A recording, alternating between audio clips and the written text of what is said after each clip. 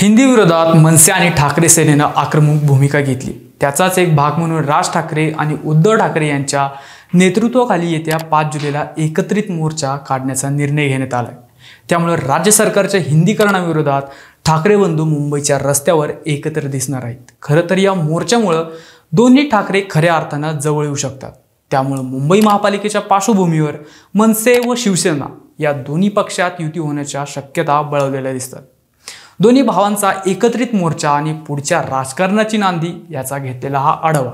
नमस्कार, मी श्रीहरी धुमाळ, आपण बघताय बोलबिंदास। पहिलीपासून हिंदीची सक्ती करण्याचा निर्णय राज्य सरकारनं मागे घेतलाय खरा, परंतु त्रिभाषा सूत्र करीत हिंदीचा पर्याय कायम ठेवण्यात आलाय। तिसरी भाषा म्हणून इतर भाषांचाही पर्याय असला तरी त्याकरिता 20 मुलांची अट ठेवण्यात आली। त्यामुळे अप्रत्यक्ष हिंदी लादली जात असल्याचा आरोप करण्यात येतोय। या पार्श्वभूमीवर राज्य सरकारच्या हिंदी सक्ती विरोधात मनसे, ठाकरे सेनेसह मराठी अभ्यास केंद्रानं रान उठवले।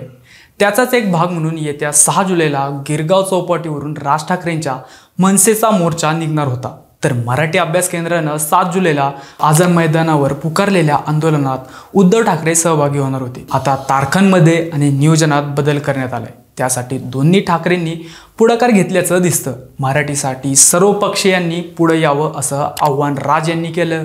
त्यापुढे जाऊन त्यांनी ठाकरे सेनेचे नेते संजय राऊत यांना फोन लावला व एकत्रित मोर्चा काढणं योग्य होईल अशी भूमिका मांडली। त्यानंतर राऊत यांनी उद्धव ठाकरे यांच्याशी चर्चा केली। उद्धव यांनी आषाढी वारीच्या पार्श्वभूमीवर 6 ऐवजी 5 जुलै ही तारीख योग्य असल्याचं सांगितलं। त्यानंतर राज यांनी मोर्चाकरिता 5 जुलै ही तारीख फिक्स केल्याचं बोललं जातं। त्यामुळे आता 5 जुलैला दोन्ही भाऊ हिंदीच्या मुद्द्यावर सरकारविरोधात रस्त्यावर उतरतील। मुंबईत मागच्या अनेक वर्षात परप्रांतीयांचं वर्चस्व वाढतंय, त्यामुळे मराठी माणूस उपरा होऊ लागलाय। भाजपने महाराष्ट्र पादक्रांत केल्यानंतर मुंबईसह राज्यातलं वातावरण आणखीनच बदलून गेलंय।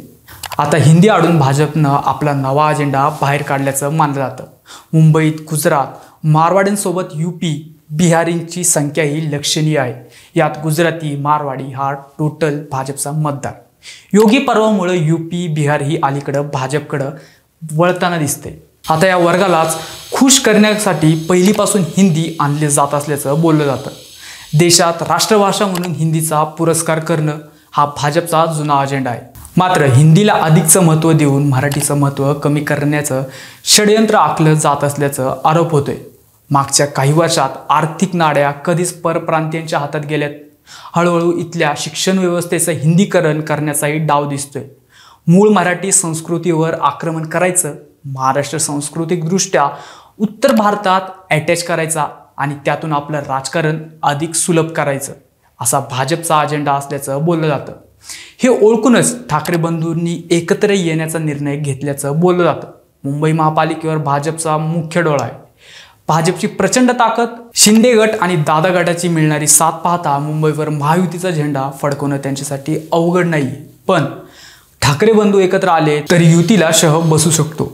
तुर्तास मोर्चाच्या माध्यमातून 2 भाऊ एकत्र येत आहेत, पण मुंबई महापालिका निवडणुकीची ही नांदी असल्याचं राजकीय विश्लेषकांचं म्हणणं आहे।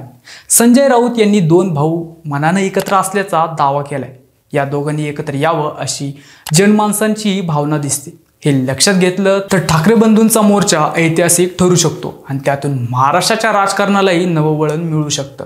तुम्हाला काय वाटतं हे कमेंट करून नक्की सांगा आणि अजूनही आमचं चॅनल सबस्क्राईब केलं नसेल तर आत्ताच करा। जय हिंद।